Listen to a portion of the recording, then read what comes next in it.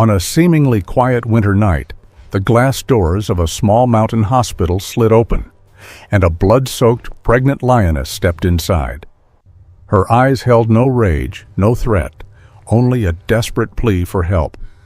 No one knew how far she had traveled or what she had endured, but in that single moment, Nurse Maggie Turner made a choice that would lead to one of the most extraordinary and heart-stirring stories Cedar Ridge had ever witnessed. A story that would forever change the lives of both humans and the wild creature who trusted them. Snow had been falling over Cedar Ridge all night, soft at first, then in sheets that erased the horizon and swallowed the road leading up the mountain. By 3:12 a.m., the world outside the community hospital looked like a blank page, empty and soundless. Inside, Maggie Turner was finishing the final notes of her shift report, one hand wrapped around a paper cup of coffee that had already gone lukewarm. After 20 years in emergency care, quiet nights like this always made her uneasy. They never lasted. Ranger, her retired canine partner, who now followed her everywhere, lifted his head from the rug by her feet. His ears twitched. Maggie didn't think much of it.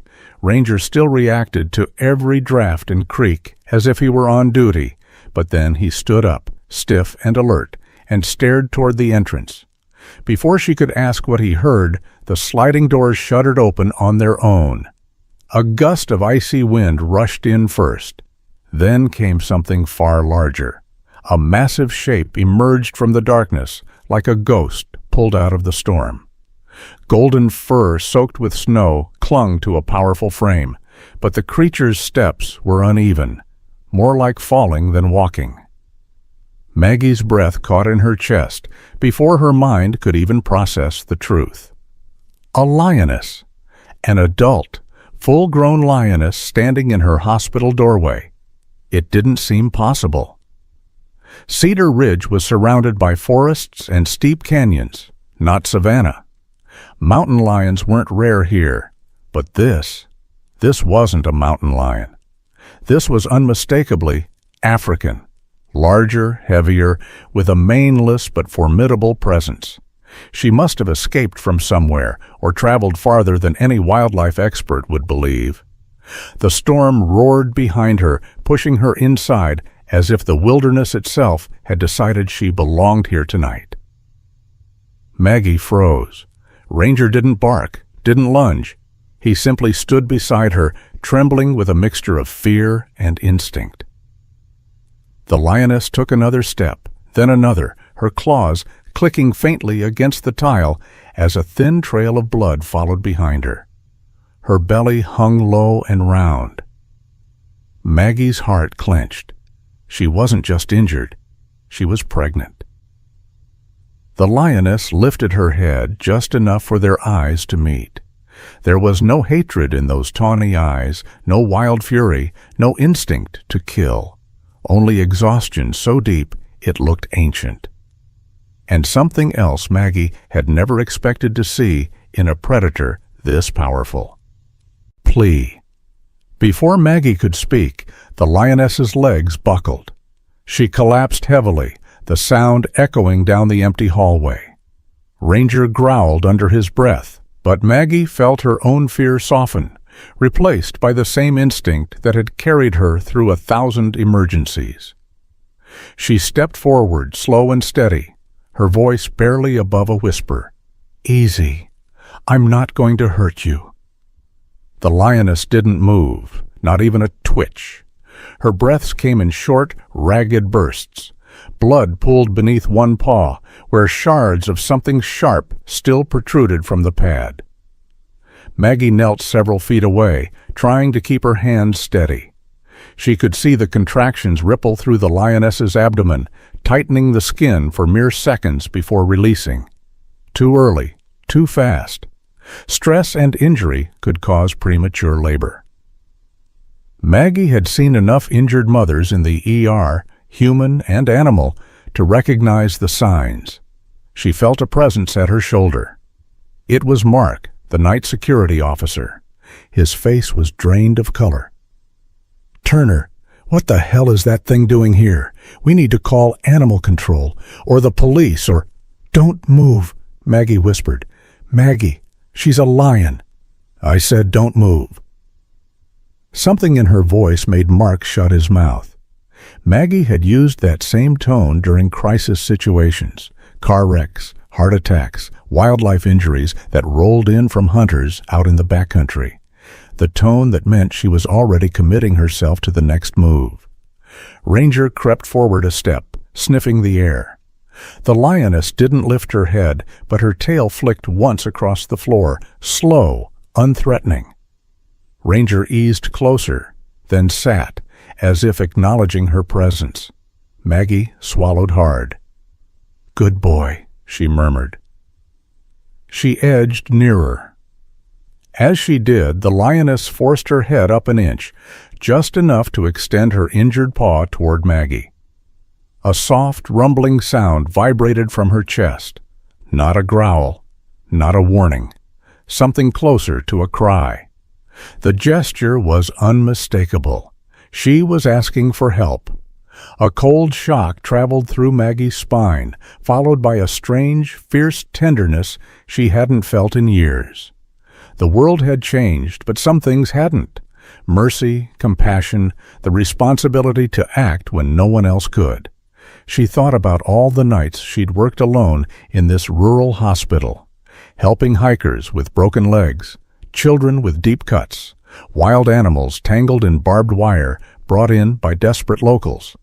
Wildlife rescue wasn't in her job description, but it was in her bones.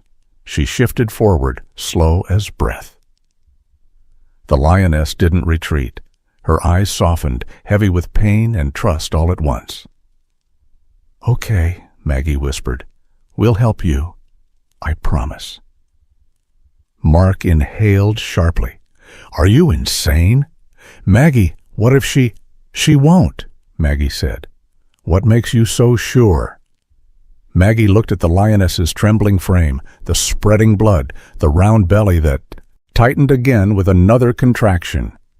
She saw a mother fighting with her last strength. She saw a creature who had crossed a frozen wilderness to reach the only shelter with light still glowing in the storm. "Because she came here," Maggie said softly, "and that means something." Before Mark could argue again, the blizzard outside howled, rattling the windows like a warning. If they waited for expert help, this lioness and her unborn cubs wouldn't survive. Every instinct Maggie had honed in emergency medicine told her that time was bleeding away as fast as the dark puddle on the floor. She stood, determination settling over her like armor. "We're moving her to the old livestock suite," she said. "Now!" Mark gawked. "Maggie, that room hasn't been used in years. It's the only place with equipment big enough for her, and we're not letting her die on this floor." Ranger barked once, sharp and decisive, as if agreeing. That seemed to break Mark's paralysis. He grabbed the radio and called for backup, his voice shaking but focused. Maggie turned back to the lioness. Snowflakes still clung to her whiskers. Her breaths were shallow, but her gaze remained locked on Maggie. Steady, pleading, trusting. "I've got you," Maggie whispered. "We'll get you through this. You and your babies." She reached her hand toward the lioness for the first time. Slowly, carefully, the lioness lowered her head into Maggie's palm. And in that fragile moment, between storm and silence, fear and courage, Maggie Turner understood that this night would change everything. For her, for the hospital, and for the wild, wounded mother who had crossed a mountain to place her life in human hands.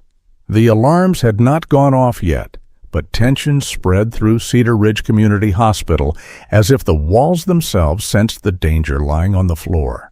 Maggie Turner moved faster than Mark had ever seen her move, her boots slipping slightly on the wet tile where melting snow and blood mixed. The lioness struggled to lift her head when Maggie stepped closer, but the effort seemed to drain what little strength she had left. Her breathing came in short, rapid bursts, too fast, too shallow. "We don't have time," Maggie murmured, mostly to herself. Years of emergency medicine had trained her to read vital signs at a glance. This lioness was fading. The contractions rippling through her belly were growing sharper, more frantic. It wasn't labor yet, but it was dangerously close. Mark jogged beside her, still shaking. "Maggie, I called 3 different numbers. Animal control can't get through the pass. The sheriff's office said the roads are shut until morning. We're on our own." "I know," Maggie said without looking at him.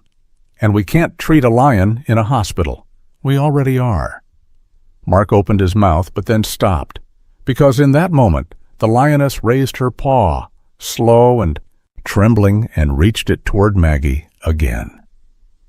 It was an unmistakable gesture, almost human in its clarity.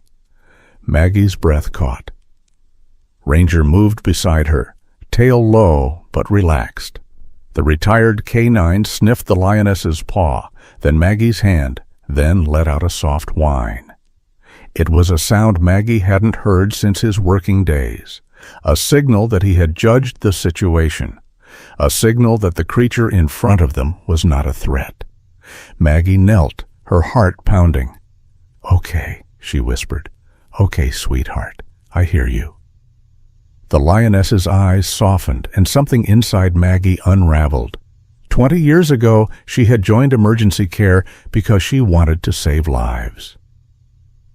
But somewhere along the way, buried under paperwork, demanding patience, insurance battles, and late-night worries about rising healthcare costs, her purpose had grown dim. The world talked endlessly about medical insurance, emergency care, and health coverage. But none of those words mattered in moments like this. Only the life in front of her mattered now, and that life was slipping away. "Help me get her up," Maggie said sharply. Mark stared at her as if she'd lost her mind. "You want me to pick up a lion?" "No," Maggie snapped. "I want you to help me guide her. She'll walk if she can." "Maggie, do it!" Her voice cracked like a whip, and Mark jolted into motion.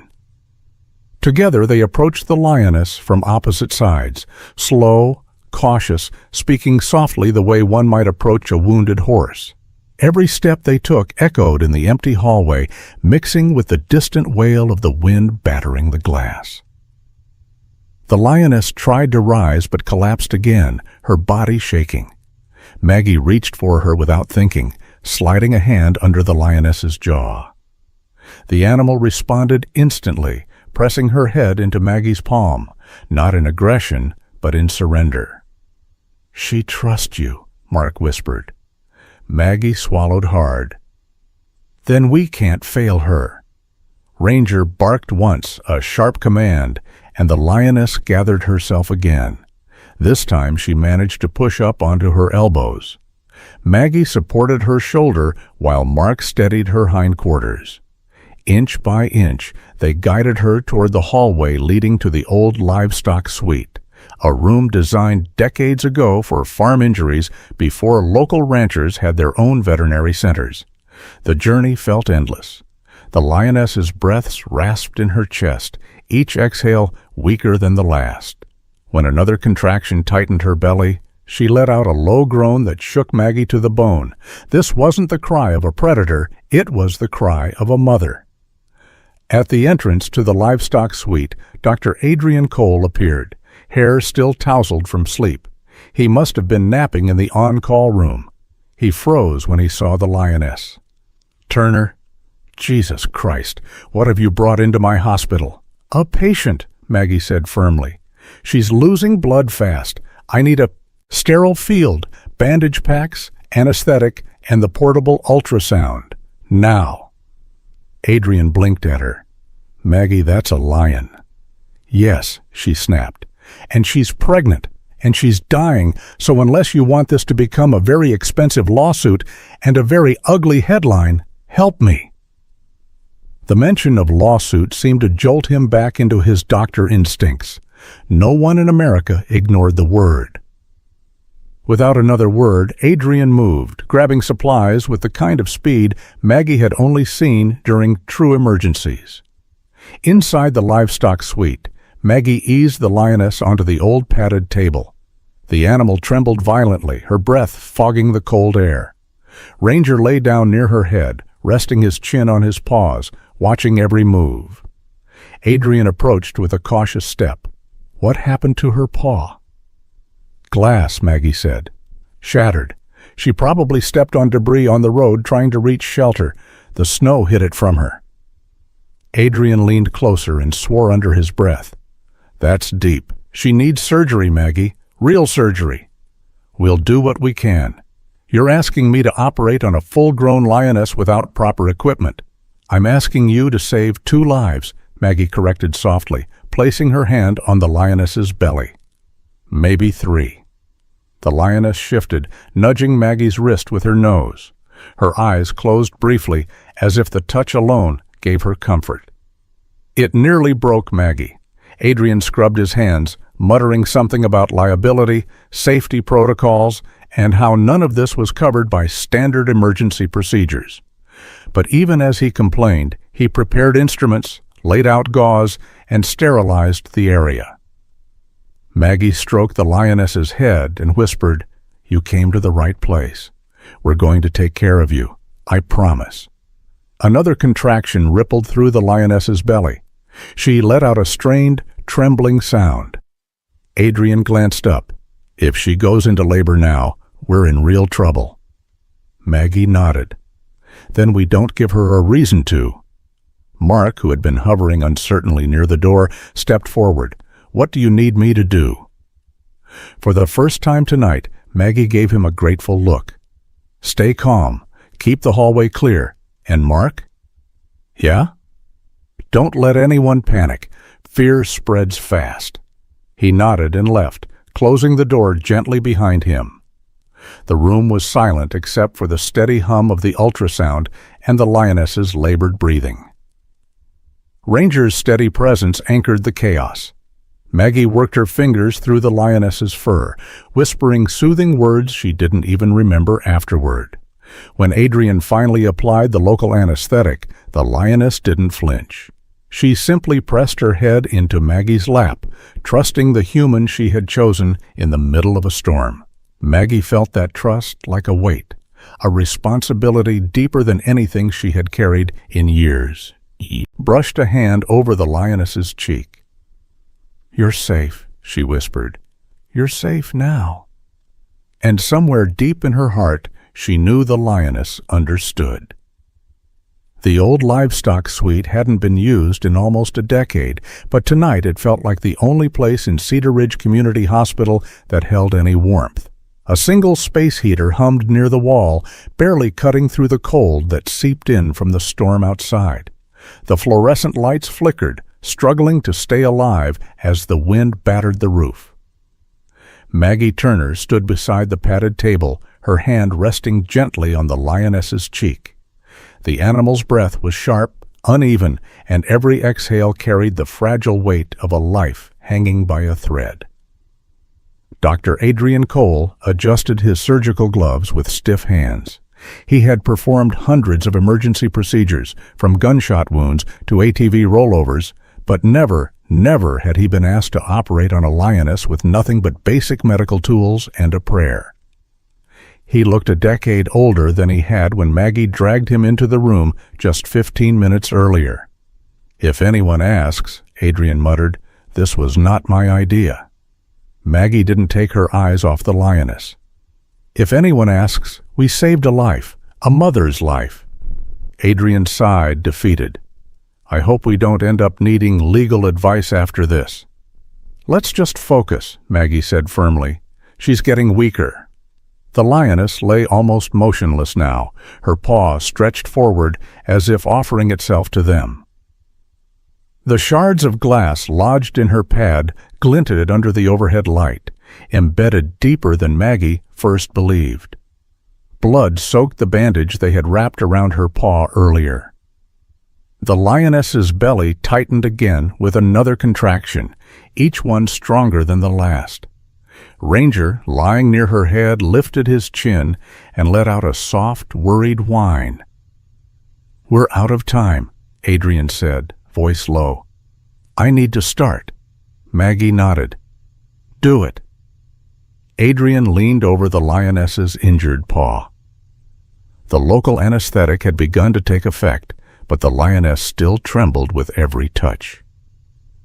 Maggie positioned herself near the lioness's head, letting the massive animal press her skull gently into Maggie's lap. The trust in that gesture shook Maggie to her core. "Easy, sweetheart," Maggie whispered. "Stay with us. We're going to fix this." Adrian made the first incision. Blood welled instantly, dark and warm, spilling over his gloves. He gritted his teeth and worked quickly, searching for the deepest shard. One wrong move could sever a tendon or artery. He wiped the wound clean, then reached in with forceps. "There's more glass than I expected," he said. "Looks like she stepped right into a broken bottle." "Probably on the highway," Maggie murmured. "Maybe some trucker tossed it out the window." "People never realize how dangerous their carelessness is for wildlife," Adrian said bitterly. "I swear, folks talk all day about life insurance and pet insurance, but they never think about the animals living right beside us." The lioness jerked suddenly, a tremor of pain shooting through her whole body. Ranger stood up instantly, hackles raised, but Maggie held up her hand. "She's okay," Maggie whispered. "She's okay. She's fighting." The lioness pressed her head harder into Maggie's lap. Her breath was hot against Maggie's arm, shaky and desperate. Maggie stroked her fur, feeling every quiver beneath her palm. Adrian extracted the first shard with a soft clink as it hit the metal tray. Then another, and another. Each piece was larger than the last. "Good Lord," Adrian muttered. "No wonder she couldn't walk." Halfway through the procedure, the lioness suddenly stiffened. A deep, guttural moan vibrated through the room, the kind that came from pain so primal it seemed to reach into the bones. Maggie felt her heart stop. "She's losing too much blood," Adrian said quickly. "We need to clamp the artery." "I've got it," Maggie said, already moving. She pressed clean gauze firmly into the wound while Adrian positioned the clamp. Blood slowed, but the lioness's breathing grew faster, more frantic.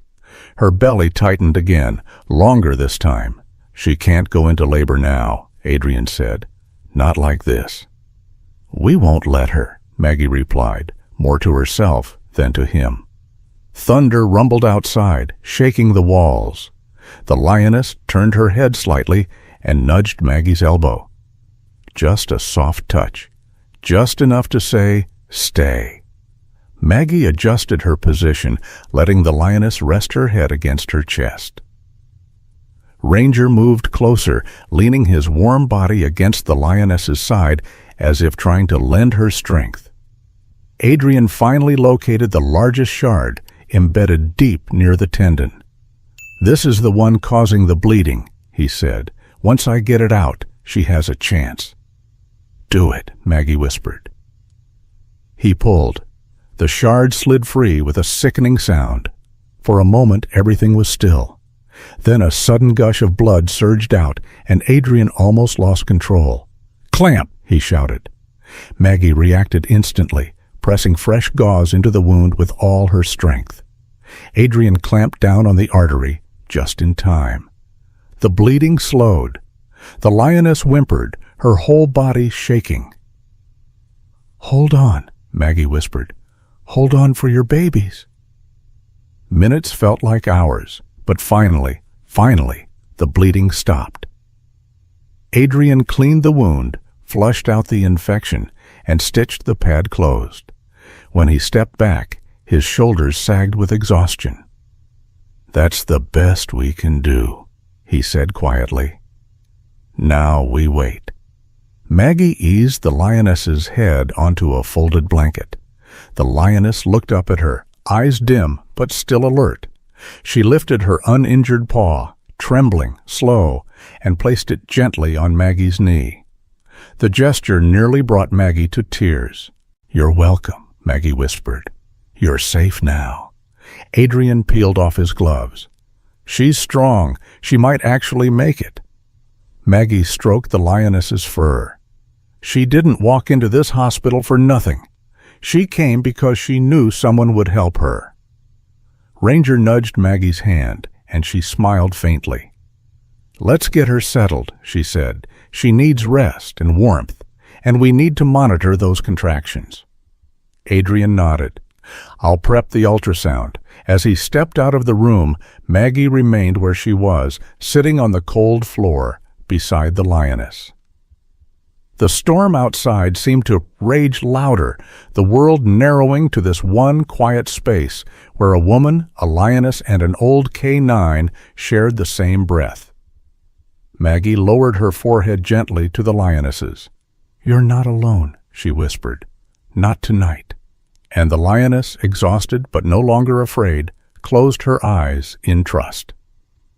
The storm outside Cedar Ridge Community Hospital had grown even more violent by the time Maggie Turner helped settle the lioness, now officially named Solace, into the old storage wing. Hours earlier, the room had been nothing but dust, unused cabinets, and a broken gurney abandoned against the wall. Now, thanks to frantic teamwork, it held soft bedding, clean blankets, a portable heater, and enough medical supplies to improvise an entire wildlife recovery bay. It wasn't perfect, but it was warm, quiet, and safe. Solace lay curled on the thick blankets, her massive chest rising and falling in slow, steady breaths. The bleeding had stopped. The stitches held. But exhaustion clung to every inch of her body. Maggie sat close beside her, one hand resting gently on Solace's shoulder. Ranger lay on the other side of the lioness, pressed close as though he understood she needed every ounce of warmth they could offer. As Maggie checked her watch, the lights flickered. Once, then twice. The third flicker lasted long enough for darkness to swallow the room completely before the generator kicked in with a stomach-deep rumble. The heater dimmed, then steadied again. "We need that backup power to hold," Maggie murmured. "Come on, don't fail us tonight."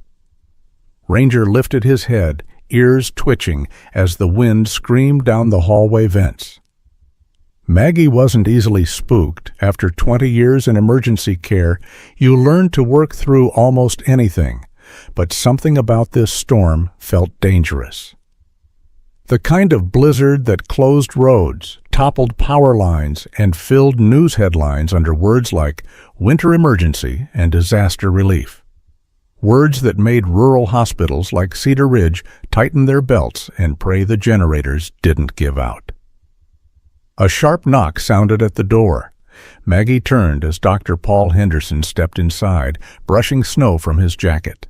He looked like he had been carved out of the mountain itself, broad-shouldered, weathered, and as familiar to the wildlife of the region as the pine trees. His arrival was unexpected but deeply welcome. "You picked one hell of a night for this, Maggie," he said, voice low and rumbling. "I didn't pick it," she replied softly. "She did." Paul approached Solace with the deliberate calm of a man who'd spent decades working with animals that could kill him in a heartbeat. He crouched beside the lioness and ran experienced eyes over her condition. "She's young," he said, "stronger than she looks, but she's been through hell. Too much running, too much pain, and those contractions are coming too soon."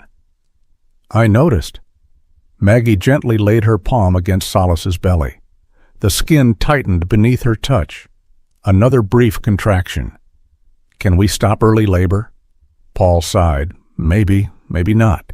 Depends on how much stress her body's been under. Lionesses aren't meant to travel long distances this late in pregnancy." Maggie frowned. "Then why did she?" "That," Paul said, "is a question for her. But something drove her out of the wild and into town. Animals don't do that unless they're desperate." The lights flickered again. Ranger growled softly, unsettled. Paul straightened, rubbing a hand over his beard. "Storms knocking out power all across the ridge. Sheriff said the highway patrol can't even see the road lines anymore. If you think any help is getting up here tonight, think again." "So we're still on our own," Maggie said. Paul nodded. but she's safer here than anywhere else." Maggie turned to Solace, who lifted her head weakly and met Maggie's eyes with that same ancient, pleading calm. Thick lashes blinked once, slow and deliberate. Trust once more offered without hesitation.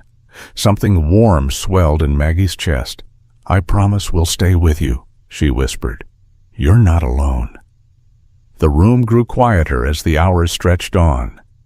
Maggie checked Solace's vitals routinely, wrapping her in heated blankets and refreshing the IV bag Adrian had carefully placed. Ranger refused to leave his position at Solace's side, his head resting near her paw. Occasionally, the Lioness would shift and press her nose to Maggie's arm, as though reassuring herself that Maggie was still there. Each touch felt like a conversation, a silent bond deepening in the dim, golden light. "This still doesn't make sense," Maggie said quietly to Paul, who was writing notes in his leather-bound field journal. "Why come to a hospital? How would she even know to?" "You've been here long enough to know animals sense things we don't," Paul said. "Fear, kindness, pain, hope. There are stories of wolves approaching hunters when they're sick. Bears walking into camps when poisoned berries made them ill. Animals know where to look for help. Do you think she chose us?" "I do." Before Maggie could respond, Solace suddenly stiffened. Her head rose, ears alert, eyes sharp and glowing. A deep rumble built in her chest, not warning, not aggression, but distress. Maggie immediately moved closer. "What is it?" Another contraction rippled through Solace's belly, stronger than any before. She let out a low moan, a painful sound that made Maggie's heart twist. Paul crouched beside them. "She's fighting it, Maggie, but her body's trying to move into labor again." "It's too soon," Maggie whispered. "She's not ready. Her wounds aren't healed." Solace's breathing grew shallow. Sweat, cold, sharp, and wholly human, formed along Maggie's hairline as she watched the Lioness tremble. Ranger stood, pressing himself firmly against Solace's side, offering strength in the way only a loyal animal could. Solace leaned into him, the trembling easing slightly. Maggie stroked her fur. "Easy, sweetheart. Stay with us." The lights flickered a fourth time, longer, darker, nearly fatal, before power surged back with a thud. Maggie's stomach dropped. If the generator failed completely, Solace and her unborn cubs would lose their only chance. A sudden gust of wind slammed against the siding, rattling the windows. Paul looked up sharply. "We need to brace for the worst. If that generator cuts out—" "It won't," Maggie said firmly. "It can't." But even as she spoke, she knew the storm didn't care about promises. Solace shifted again, nuzzling Maggie's hand with surprising gentleness. Her eyes, deep, wild, and heartbreakingly intelligent, locked on Maggie in a way that made time stretch thin.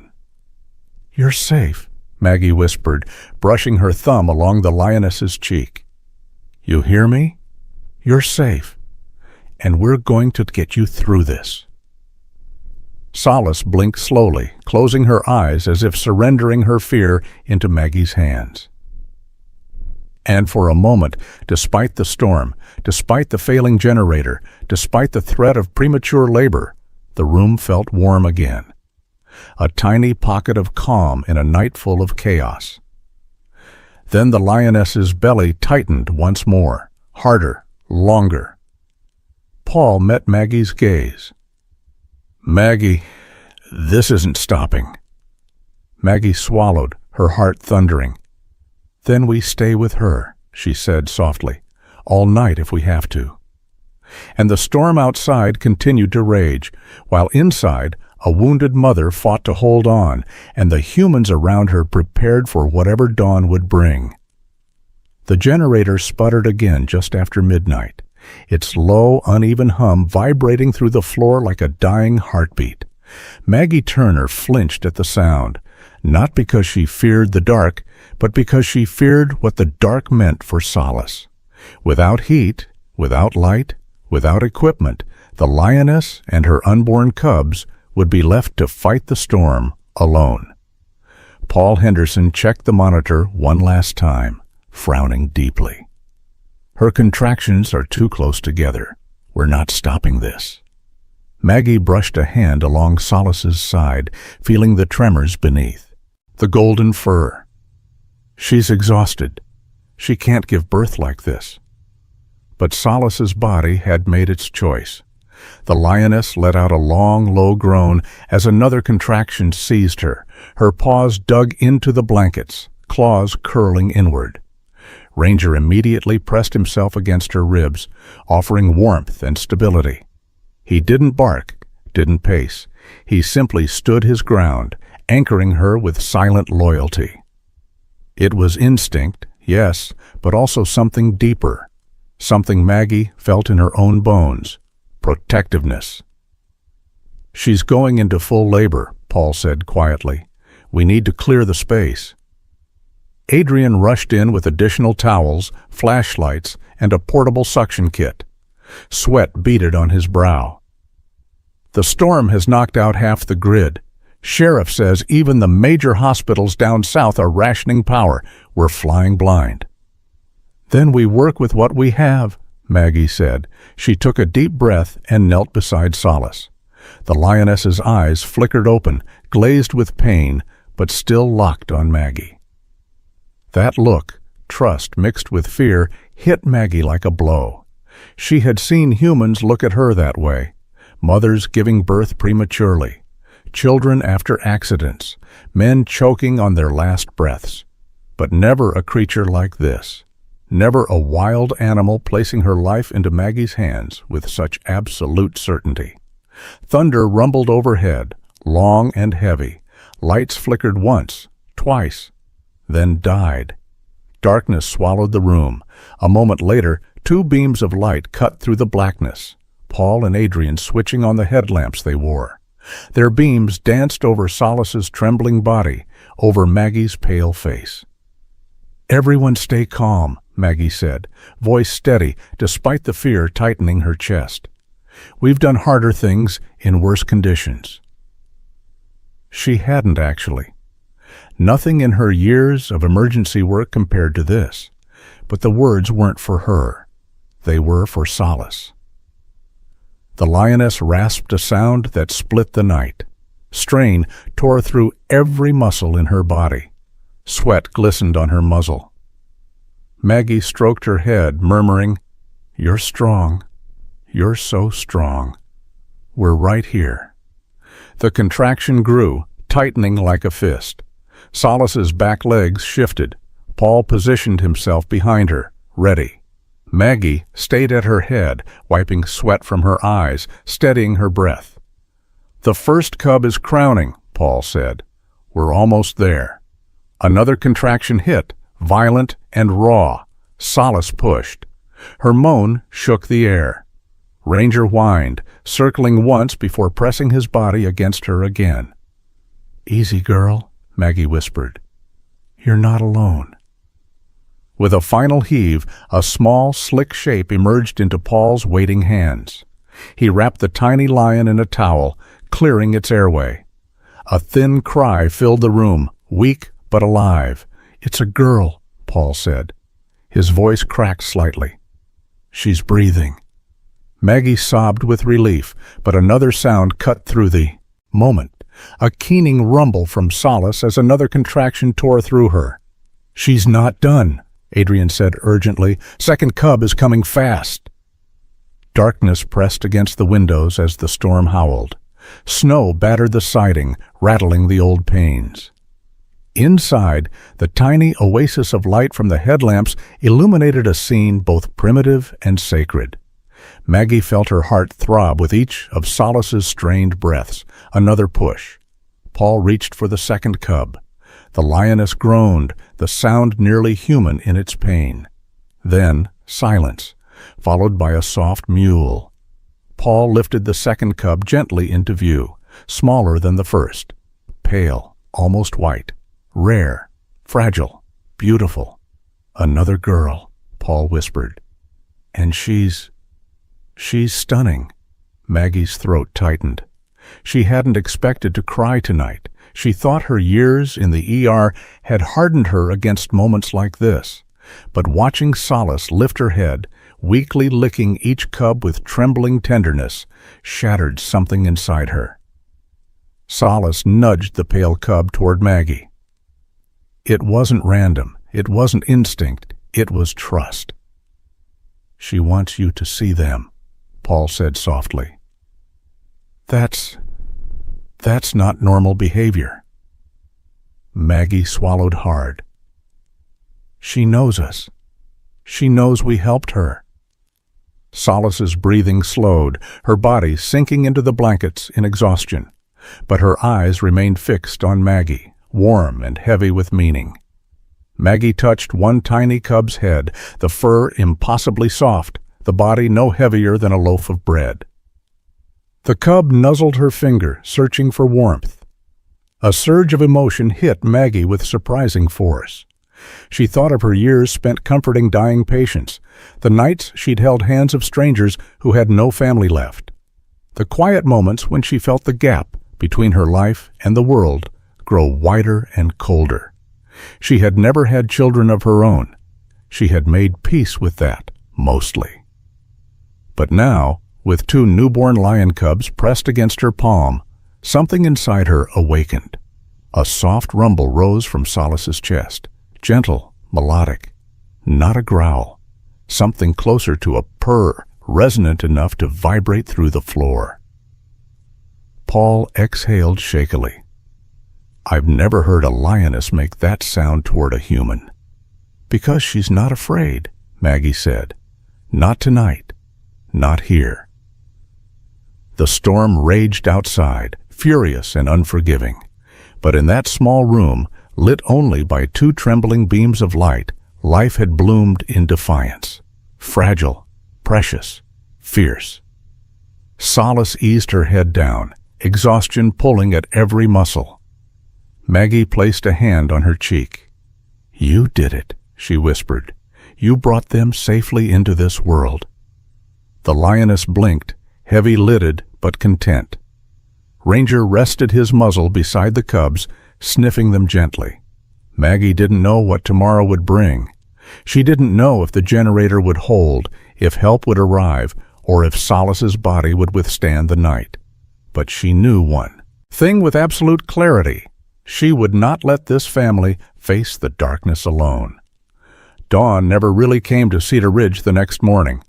The storm had choked the sky with thick gray clouds, turning the world outside into a frozen blur. Inside the makeshift recovery den, the air felt heavy with warmth, breath, and the faint scent of antiseptic. Solace slept deeply for the first time since she had stumbled into the hospital, her two newborn daughters curled against her belly. Their tiny bodies rose and fell with soft, squeaking breaths, fragile, perfect, impossibly alive. Maggie Turner sat nearby on a folding cot, her back stiff, but her heart strangely light. Ranger slept at her feet, one ear twitching every time one of the cubs mewed. Paul Henderson had gone to check on the generator, and Adrian was finally grabbing an hour of sleep in the on-call room. For the moment it was quiet, almost peaceful. Maggie watched the scene in front of her with something akin to awe. She had seen new life enter the world countless times, but never like this, never in the middle of a blizzard, never from a creature so wild, never with such raw trust. She glanced at Solace's stitched paw, still wrapped carefully. The wound would heal. The body would recover. But the mind carried its own scars, invisible and deep. As if sensing her thoughts, Solace lifted her head. Her golden eyes were clearer now, less clouded by pain. She nuzzled one of the cubs gently before turning that gaze directly to Maggie. It wasn't a stare of wild vigilance. It was recognition. "Good morning, sweetheart," Maggie whispered, leaning forward. "You made it through the night." Solace blinked slowly, then reached out with her uninjured paw, brushing Maggie's knee with a surprising tenderness. The gesture pulled a soft laugh from Maggie's chest. She had never imagined a lioness could show emotion so openly. The door opened quietly, and Paul stepped in, brushing snow from his coat. Ranger's head shot up immediately, and Solace stiffened for a moment until she recognized him. Paul approached with slow, deliberate steps, his voice low and steady. "Her temp's holding steady," he said. "Breathing looks good, but we need to talk about what comes next." Maggie's smile faded. "I was hoping we could wait a little longer before that conversation." Paul lowered himself onto a crate, folding his hands. "I know, but the sheriff's office is aware. Wildlife authorities know she's here, and they're already preparing a containment unit." Maggie's stomach twisted. "Containment? Like a cage?" "Temporarily," Paul said. "They need to assess her condition. Make sure she's not a danger to the public. You know how laws work with wildlife, especially predators." Maggie exhaled sharply. She knew. She had seen how quickly decisions about public safety overshadowed compassion. "But she's not dangerous," Maggie insisted. "She's gentle. She came here for help." Paul met her eyes. "I believe that. You believe that. But the law doesn't operate on belief.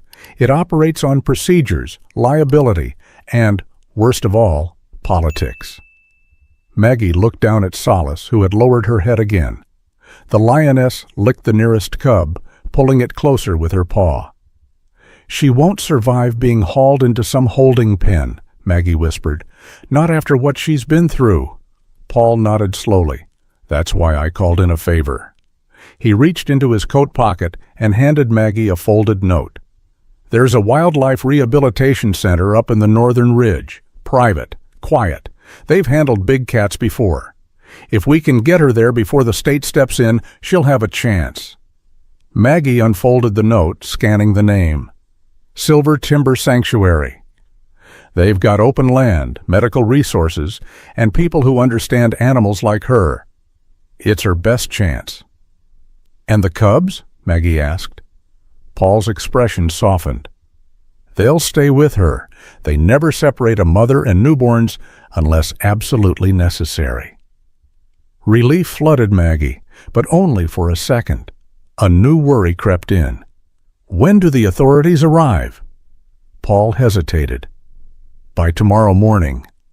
That left less than 24 hours. Maggie swallowed the knot in her throat. "We'll get her ready." Before Paul could answer, Solace shifted sharply. A deep rumble, uneasy, troubled, rose from her chest. Maggie scooted closer. "What is it, girl?" The lioness's ears twitched. Her eyes darted toward the far corner of the room, nostrils flaring. Ranger stood instantly, muscles tense. Then Maggie heard it, a distant metallic thud somewhere deep in the hospital. Another. And another. Not wind, not storm debris. Footsteps. Rushed, heavy, purposeful. Paul stiffened. "That's not staff." The door swung open and Mark burst inside, panting. "Maggie, you need to know. Someone called the media. There are reporters gathering outside, and animal control is trying to push their way up the mountain early. The sheriff is holding them back, but they won't wait long." Maggie's mind raced. Reporters meant noise, cameras, chaos. None of that would be safe for Solace or her cubs. And if animal control reached the den first, Solace would be sedated and caged before she even had time to stand. "We have to move her," Maggie said. Paul looked uneasy. "She's still weak." "We don't have a choice." Solace let out a strained sound, part moan, part warning. She sensed the tension. She sensed danger. One of the cubs squeaked in alarm. Maggie kneeled beside her, pressing a calming hand to her cheek. "It's okay. I won't let anything happen to you." Solace leaned into her palm, but her muscles remained taut. Paul rose from his crate, jaw set. If we're doing this, it needs to happen tonight, before they get through the storm blockade. Mark rubbed the back of his neck anxiously. I can help. I'll hold the back corridor. Buy you time. Thank you, Maggie said softly. You're a good man, Mark. He blushed slightly. Just doing my job. Ranger barked once, loud, authoritative, like a sergeant calling a meeting to order. The room fell silent. Paul glanced at the Lioness, then at Maggie. We need to stabilize her first. Check her vitals. Make sure she can be moved without risking shock. She will make it, Maggie said, voice firm. She didn't come all this way to stop here.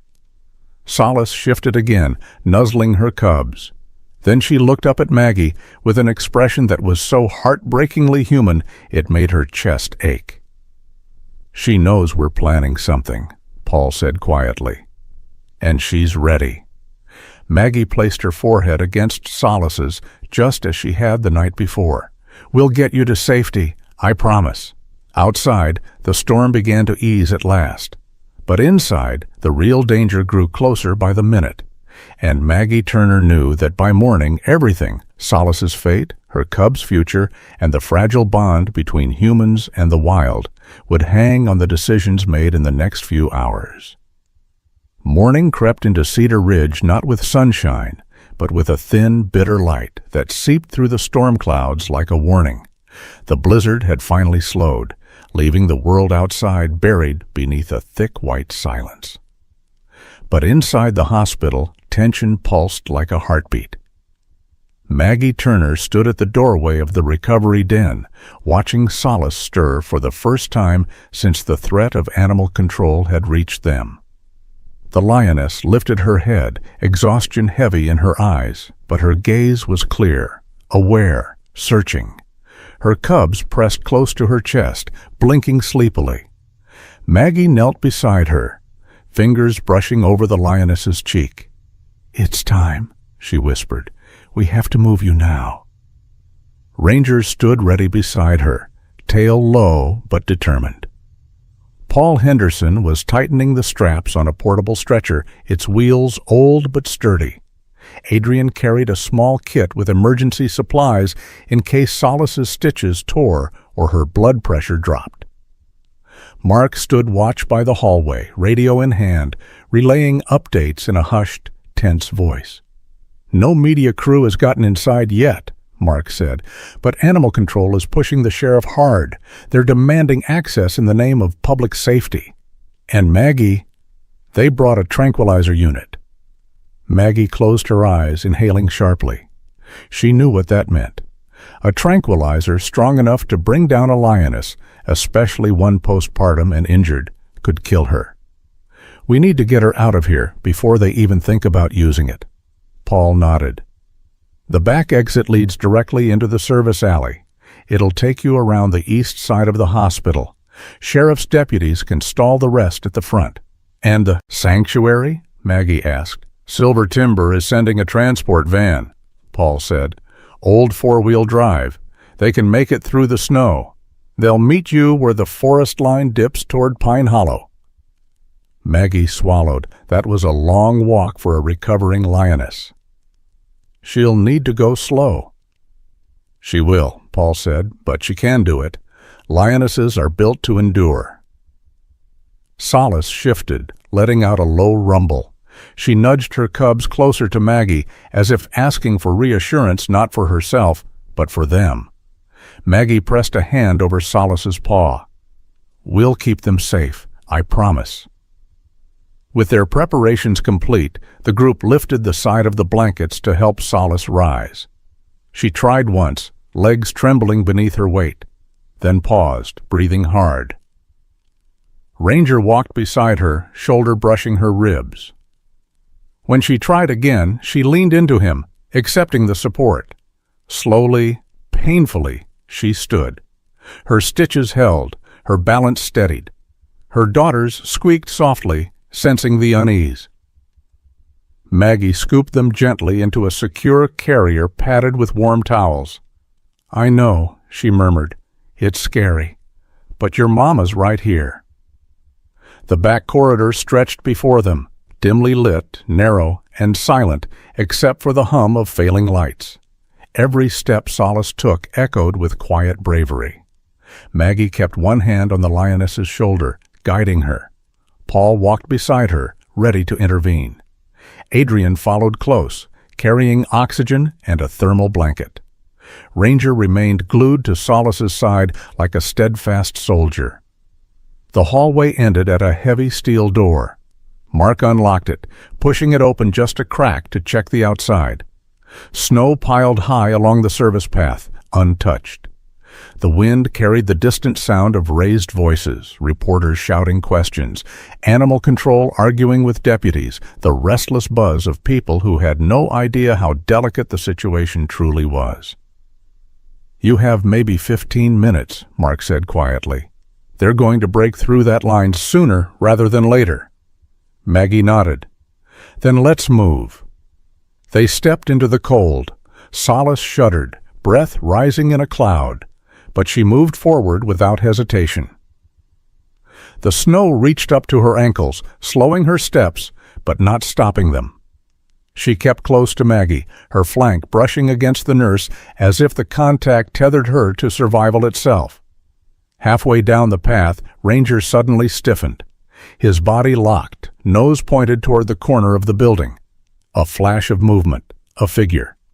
Maggie's heart lurched. One of the animal control officers had slipped past the blockade. A man stepped into view, wearing a thick coat with a tranquilizer dart gun raised. "Ma'am," he called, "step away from the animal." "No," Maggie replied instantly. She stepped in front of Solace without thinking. The officer hesitated. "That lioness is a danger. I have orders." "She is injured," Maggie shot back.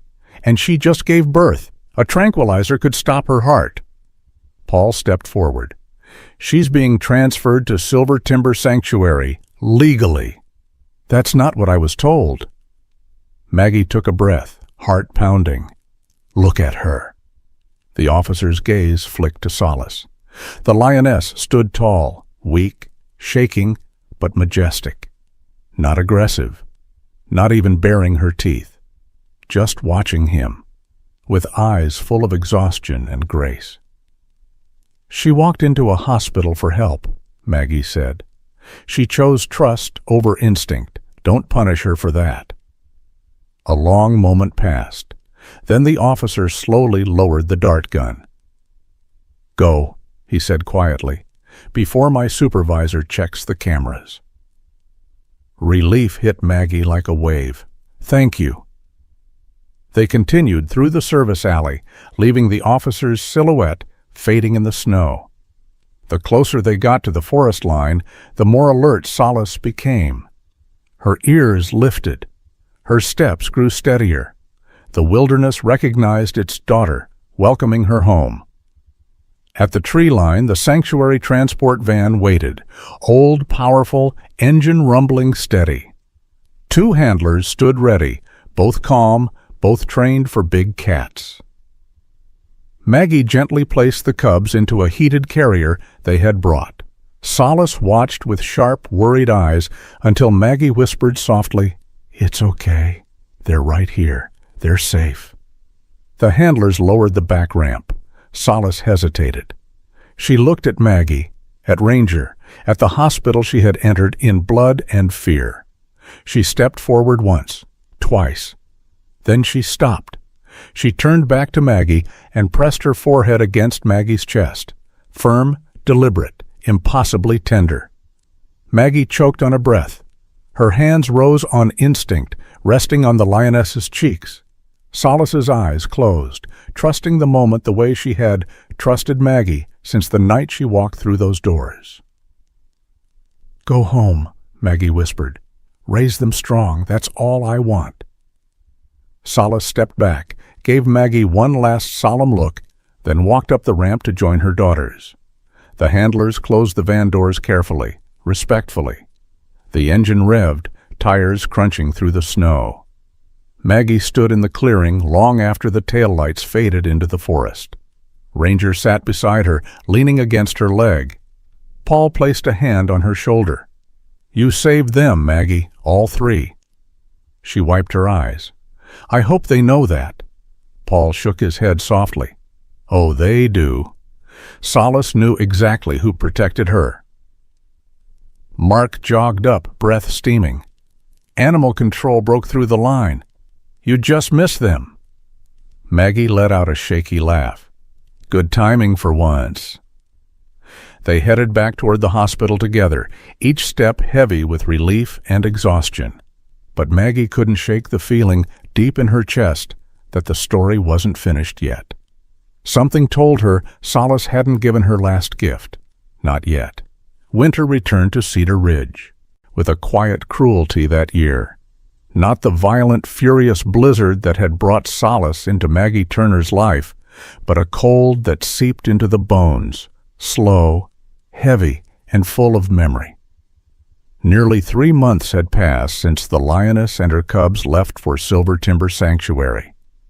The hospital roof had been repaired, the emergency generators upgraded, and the media circus had finally moved on to newer stories. But for Maggie, the night Solace walked into her hospital still lived in every quiet corner of her mind. Some evenings she swore she could still smell snow on fur. Other nights, Ranger would lift his head suddenly, ears pricked, as if remembering something only animals could sense.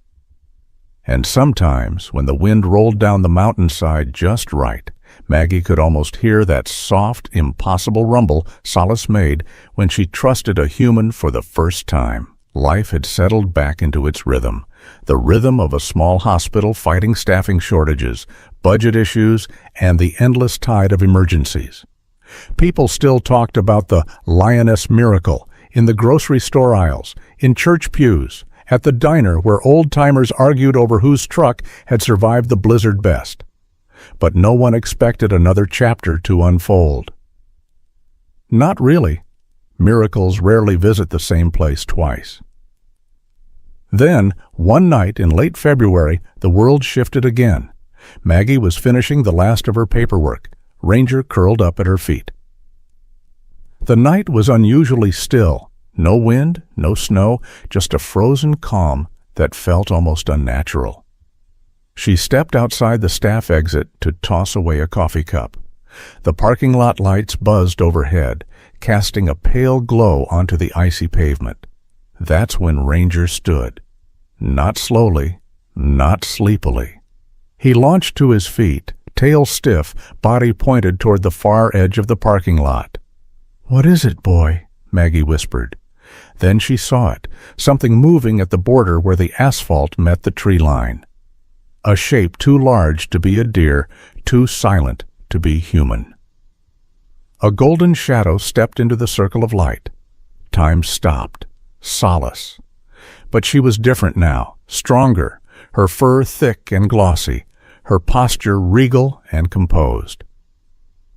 The faint scar along her paw was the only reminder of the night she had placed her life into Maggie's hands.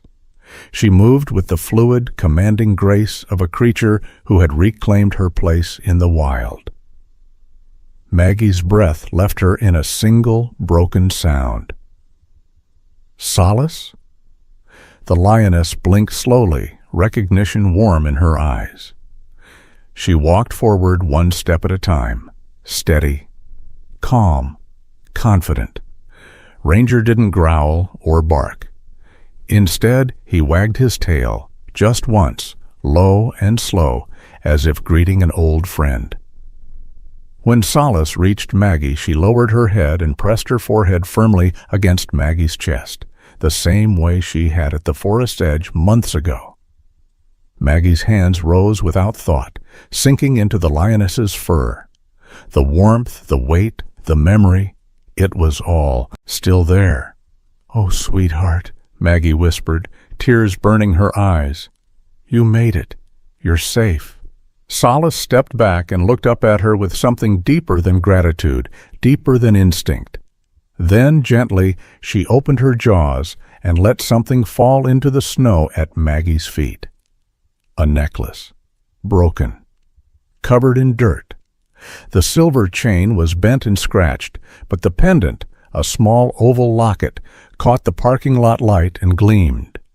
Maggie knelt, brushing snow from the metal. Inside the locket was a photograph of a young man and an older woman. The young man looked familiar in a way that made her stomach tighten. Paul had mentioned a missing hiker weeks ago, a man who vanished during the storm, someone the county search and rescue had given up on after days with no sign of footprints or shelter. His case had briefly trended online under terms like emergency rescue and healthcare crisis because his mother had pleaded publicly for help. Maggie stared at the necklace, realization dawning. "You found him," she whispered to Solace. "You saved him." The lioness exhaled softly, as if confirming it. In that moment, Maggie understood the full weight of the gift. Solace wasn't returning because she needed help. She was returning to finish the circle, to repay the debt of compassion with one of her own. In the wild, such gestures were rare. In the world of humans, they were almost unheard of.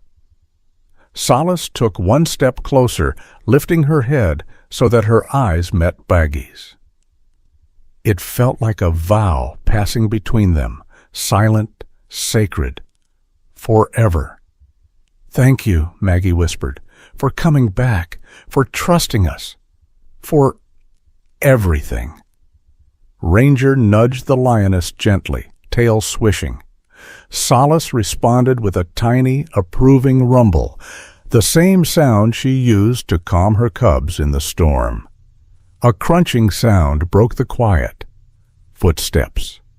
Paul Henderson hurried around the corner, coat half-zipped, breath visible in the cold. "Maggie! Mark said he saw—" He stopped dead when he saw the lioness. "Lord above," Paul breathed. "She came back." Solace turned her gaze toward him briefly, then back to Maggie. "She brought something," Maggie said, lifting the necklace. Paul knelt, eyes widening. "That's Caleb Morgan's necklace. His mother described it to search and rescue." Maggie looked up sharply. "Is he still missing?" "No," Paul said softly. "He turned up at the ranger station this afternoon, disoriented and frostbitten, but alive. He said he followed a lioness, said she guided him out of the ravine." Maggie covered her mouth, overcome. Solace lowered her head again, brushing her muzzle against Maggie's coat. So gentle, so deliberate. Then she stepped back, giving Maggie one last long, unforgettable look. In that gaze, Maggie felt everything: gratitude, remembrance, and something that felt almost like goodbye. The lioness turned toward the trees. Ranger took a single step toward her, but Maggie touched his collar. "Let her go," she whispered. Solace paused at the edge of the woods. She lifted her head toward the mountains, toward the invisible path that only creatures born of wilderness understand. Then she slipped into the dark, her golden coat disappearing into the shadows like a fading ember. Maggie stood there long after the night swallowed her. Paul placed a hand on her shoulder. "You know," he said quietly, "animals don't forget kindness. Not the true kind." Maggie nodded, tears slipping down her cheeks. She didn't just remember. She came back to say thank you. Later that night, Maggie placed the necklace into a small evidence bag for the sheriff's office, but not before brushing her thumb over the locket one last time. Ranger lay at her feet, tail thumping softly as if sensing her thoughts. Outside the hospital, the snow settled peacefully across the pines. Somewhere in that vast white wilderness, a lioness and her daughters walked under the winter moon, free, alive, and watching over the mountain that had saved them. And every now and then, on the quietest nights, Maggie swore she could see a golden shape moving along the tree line. Not a threat, not a warning, a promise. A reminder that trust, once given freely, can echo through an entire lifetime. If this story touched your heart even a little, Let me know down in the comments. Just type 1 or even 0. Anything. So I know you are here with me to the very end. And if you'd like to hear more true emotional wildlife stories like this one, make sure to subscribe before you go. There are so many incredible journeys waiting for you. Stories of courage, trust, and the unexpected bonds between humans and the wild. Thank you for being here tonight. I'll see you in the next story. You in the wild.